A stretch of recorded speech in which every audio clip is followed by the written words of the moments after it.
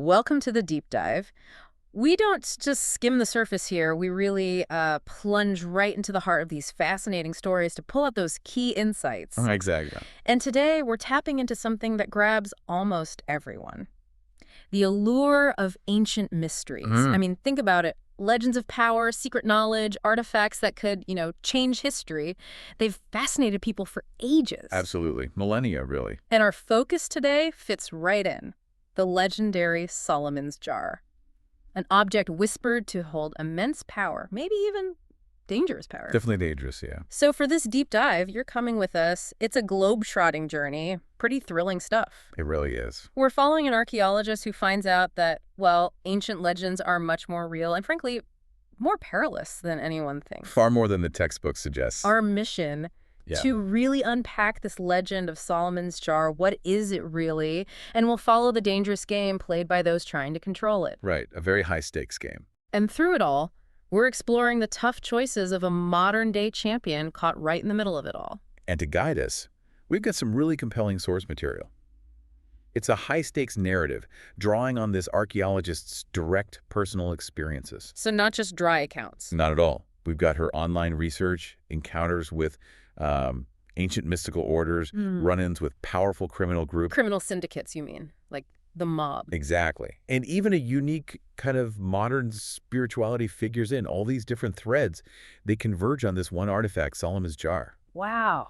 So we'll explore all these different viewpoints on knowledge, power, morality, and maybe learn something uncomfortable about human nature along the way. Okay, let's get into it. Our journey starts with Annja. She's an archaeologist, right? Specializing in medieval and Renaissance Europe. That's her formal training, yes. Yeah. But her life takes a pretty dramatic turn, leads her far beyond the usual academic path. And her personality. What's she like at her core? Annja's naturally curious, very adaptable. She has this real knack for, as she puts it, tramping through hills looking for buried treasure. Huh, I like that. So what's the turning point? What shifts her from scholar to this champion role? It's a really dramatic origin, actually. Not in a library, that's for sure. She finds the last missing piece of Joan of Arc's sword Joan of Arc's actual sword, where? in a sinkhole in France that opened up after an earthquake. But it wasn't just finding it. Okay. What happened next was, well, extraordinary. Annja touches the blade, and it spontaneously heals itself right there in her hands. Whoa. Seriously. Seriously. And at that exact moment, Rue, this ageless guy who was actually Joan's mentor centuries ago, appears. Wait, Joan of Arc's mentor? The very same. He proclaims Annja as Joan's spiritual successor, fated to be the new champion of the good. So she inherits this role and this power. Exactly. And this ability, this almost mystical connection to the sword, it fundamentally changes everything. It shapes all her future encounters, especially the dangerous ones. Gives her an edge. And dangerous encounters seem to follow her. The story really kicks off in Peru, right? Chiriqui. That's right. Deep in the Amazon's tributary watershed. Annja's there researching pretty standard stuff initially. Brother João's journal on Amazonian herbs. What's the setting like? It's dry, cool, early autumn there. Peaceful, almost, until it's not. Uh-oh. Suddenly, this beat-up blue Dodge Ram truck pulls into the village, full of gringo mercenaries armed with Kalashnikovs. Just rolls in, looking for trouble. Looking specifically for Annja. They're calling her a spy. A spy. We don't know yet, but they mean business. And the situation just, it goes bad fast, horrifically fast. How bad? It's brutal. A really harsh introduction to the stakes. They execute a villager just like that. Then Don Pepe, a respected elder, for not giving Annja up. Oh my God, just for protecting her. Yes, the cost of her just being there becomes terrifyingly clear instantly. Annja feels this surge of righteous fury, wants to rush in. But she can't. She realizes the cost if she fails. So her escape, it's not just running, it's calculated. She knows the terrain. What does she do? She leads them to a footbridge and then dramatically cuts the ropes with her sword. Sends the mercenaries plunging into the ravine below. Wow, that's decisive. It is. It shows her capability, her resourcefulness, but also that moral weight she carries. It's a protective act. Fierce. That's an incredibly intense start. Yeah. Shows her steel, but also her conscience. So she escapes Peru. But the quest for knowledge continues, right? How does this lead to Solomon's jar? Right. That blend of capability and morality really defines her. Even after something that intense, her curiosity doesn't switch off. Back in her New York loft, she's diving into the digital world. Online research. Exactly. News groups like alt.archaeology.esoterica. Remember those? Vaguely, like old forums. Pretty much. Yeah. And it's that she first sees a mention of Solomon's jar. And she encounters this online persona. Seeker23 at demon.co.uk. Catchy ass. Huh? Yeah. Turns out to be a guy named Aiden Pasco. Annja initially sees him as this sort of quixotic defender of the borderlands of respectability. Meaning? Someone who hangs out in these fringe topic areas online, maybe a bit eccentric, but seems to be arguing for some kind of truth, or at least against nonsense. Okay. And this is where the ancient meets modern. Precisely. Ancient legends, powerful artifacts, maybe even magic, suddenly intersecting with news groups and email addresses. It makes the quest feel very contemporary, despite its ancient roots. So she's got this lead from the internet. Where does it actually pull her next? Out of the loft and into the fire, I assume? You assume correctly. Her pursuit of the jar takes her straight into Europe's, well, let's call it its shadowy underbelly. Next stop, Amsterdam, an antique shop. Sounds innocent enough. It's anything but. Annja walks in and finds the shop owner murdered, brutally. The description is grim. A crumpled pudding of blood. Jeez. And Aiden Pasco, Seeker23. He shows up moments later, practically bumps into Annja at the scene. They barely have time to register the horror before trouble finds them. Let me guess. Not the local police. Nope. The Russian mafia arrives, led by this imposing figure, Valery Korolin. So, thrown together by murder, immediately hunted by the mob. Great start to a partnership. How do they get out of that? Pure chaos and adrenaline. There happens to be a protest nearby artists demonstrating for subsidies, of all things. Convenient. Very. They dash through the protest, manage to commandeer a tourist boat on a canal. A boat chase? Yep, followed by a dramatic leap into the canal itself to dodge gunfire from Korolin's men. It's like something out of a movie. Incredible, but why not call the cops? That's what Annja wants to do, but Aiden stops her. He explains the mafia has tentacles deep into police forces all over the world. He believes involving the authorities would be useless, maybe even dangerous. So, deep corruption adds another layer of difficulty. A huge layer. It means they're truly on their own. Okay, so they escaped the mob in Amsterdam, but the jar is still out there. Where does Annja, or Amy Corbett, as she's now calling herself, go next? The trail leads her to Kent, in England, to a place called Ravenwood Manor. Sounds gothic. Kind of is. It's the home of Sir Martin Kemp-Dessus Highsmith and his group, the White Tree Lodge. Another shadowy group. What's their deal? Are they after the jar, too? Oh, yes. But their angle is different. It's not just about power or money in the usual sense. Sir Martin follows what he calls the true old religion. Like paganism. He's specific that it's not Wicca. It's focused on nature worship, reverence for Neolithic artifacts found right there on his property. He sees modern technology, our whole civilization, as a desecration. So he wants ancient power for, what, to roll back modernity? Something like that. Yeah. It seems tied to restoring some kind of natural order, powered by these ancient earth energies. And sure enough, Annja spots a brass jar on his mantelpiece, inscribed with Sigils, magical symbols, right. Is this it, the real jar? Annja gets a feeling straight away. Her intuition, maybe heightened by her connection to the sword, tells her no. It looks right, maybe, but it feels wrong. How so? She senses it lacked something vital. It felt, in her words, inert as a hammer. Just a thing. A copy. A fake? Interesting. Does she let on she knows? Well, her interest in Solomon's jar, even asking about it, makes Sir Martin suspicious. Things get tense fast. Confrontation time. Big time. It leads to Annja having to fight her way out. She ends up using her sword again, killing two of Sir Martin's men, Mal and Dave, out in the churchyard. Wow. So she's not just finding clues, she's leaving bodies. This champion role is serious business. Absolutely. It reinforces the real-world danger. She might be the champion of the good, but the path is bloody. She's a warrior in a very dark game. Okay, she escapes England, leaving Sir Martin and his fake jar behind. The quest moves on. Where to next? The trail takes her to Jerusalem, a place the narrative calls the land of contradictions. Apt description? Steeped in spirituality, but also constant conflict. Exactly. The political climate is volatile. Annja actually witnesses a riot by West Bank settlers. And guess who's there, stirring things up? Let me guess. Someone connected to the jar. You got it. Yeah. Mark Peter Stern, a big-shot media guru exhorting the crowd. Okay, another player enters the game. But who does Annja meet there who can actually shed some light on the jar itself? She meets a really fascinating character named Sephora, an American-born Kabbalist, a practitioner of Jewish mysticism. A spiritual guide. Not your typical one. She operates from an underground chamber. She's an ex-Marxist, a chain smoker.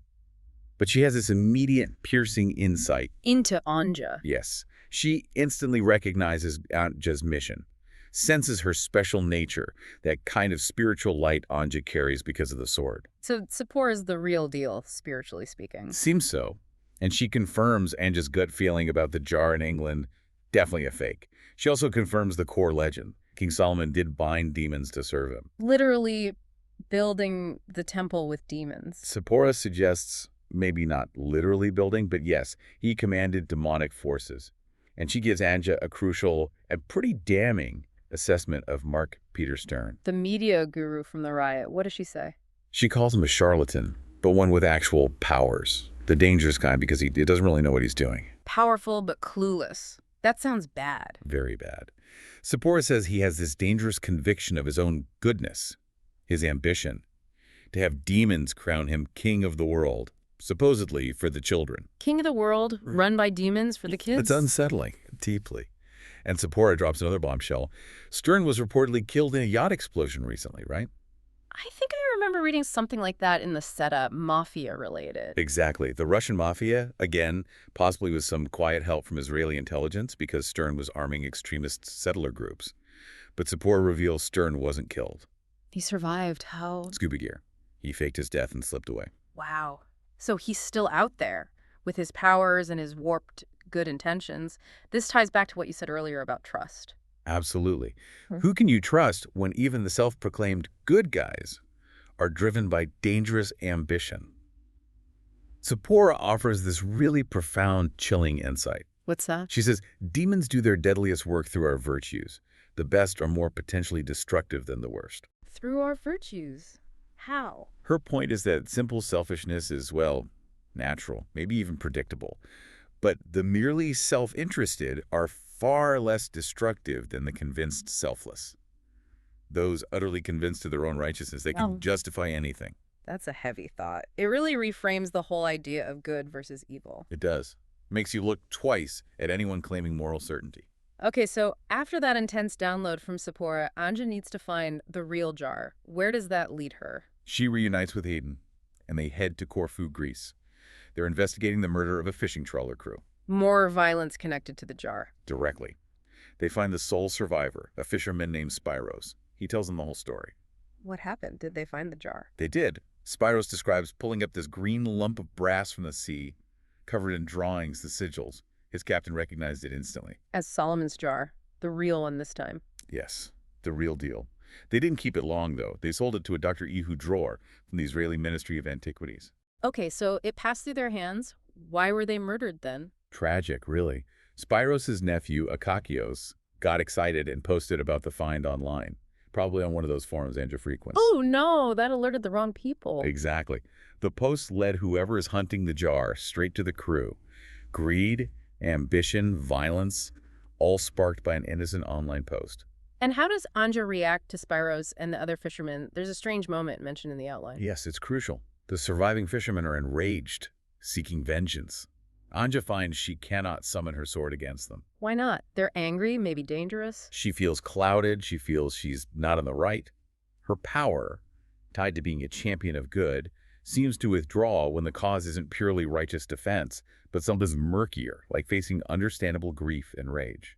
So her power has its own moral compass. It seems so.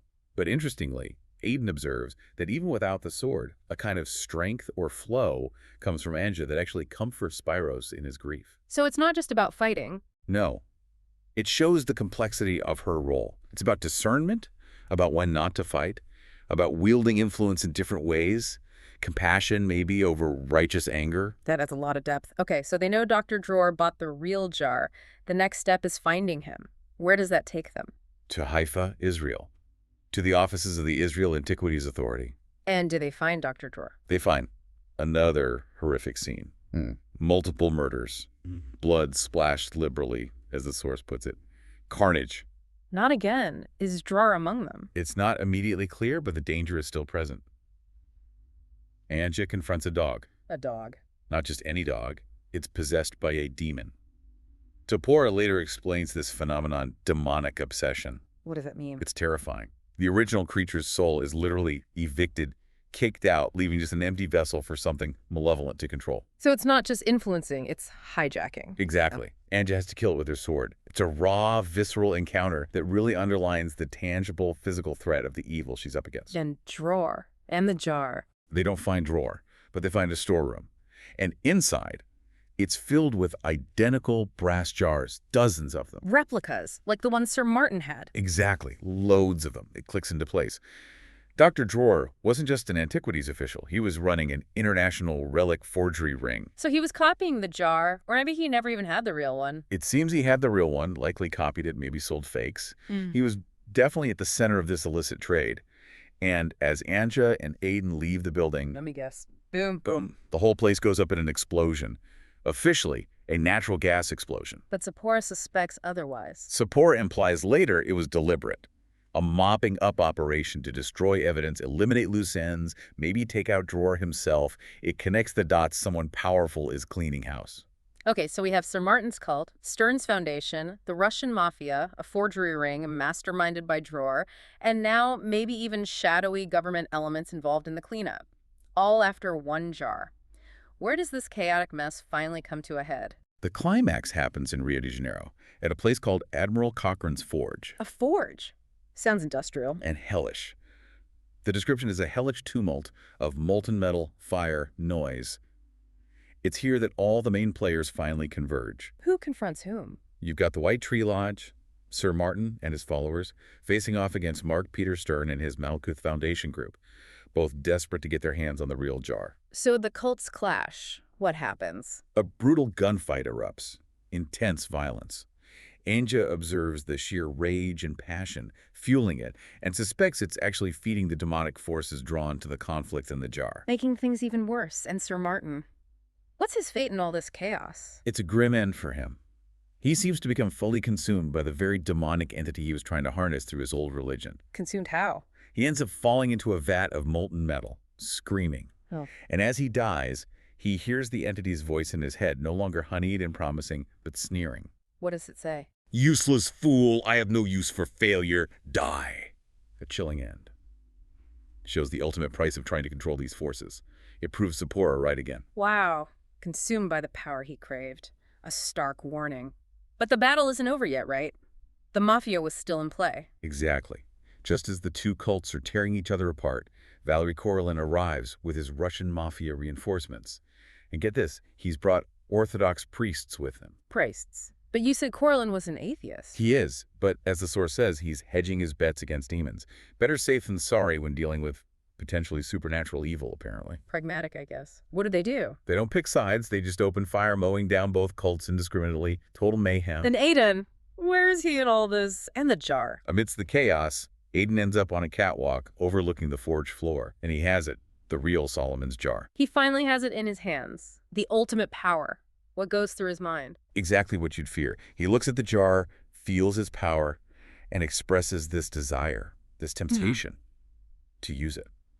To put an end to human suffering, to evil, he says. The ultimate good intention. Can he do it? Can anyone wield that kind of power without being corrupted? That's the core question, isn't it? It absolutely is. And this is where Annja steps in, the champion who's seen the dark side of good intentions. What does she say to him? How does she counter that temptation? She remembers Stepor's warnings, how demons work through virtues, how the Traeger hunters unleashed evil out of simple greed. She challenges Elu directly. Ow. She asks him, point blank. When you start to feel frustrated, when the power isn't working fast enough, where people resist, and the demons start to whisper, what will you do then? Oof. That's direct. How does Aiden react? He admits it. He says he can already hear the whispers. The jar's influence is immediate, seductive, corrosive. So Annja gets through to him. She does. Annja herself has zero interest in possessing the jar. Her role isn't about wielding that kind of power. Yeah. Aiden trusts her judgment, her clarity. So what does he do with the jar? He makes a choice. Instead of trying to use it or destroy it, he throws it down, straight to Valery Korolin. To the Mafia boss. Why? It seems like a calculated move, Maybe the least worst option, trusting Annja's read on the situation. But then comes the final twist. There's another twist. Oh yeah. As Corlin catches the jar, he reveals who he's really working for, who his patron is. Not just himself. Nope. He's acquiring the jar for Garen Braden. Garen Braden. That name sounds familiar from the intro. It should. Annja's old acquaintance.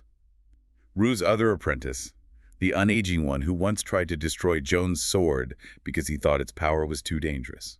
Whoa, so the jar ends up with someone who fundamentally distrusts that kind of power. Full circle indeed. Exactly. It brings the whole narrative back around. So what's the fallout from this chaotic showdown? How is it all spun? Well, the messy reality gets cleaned up, public relations-wise.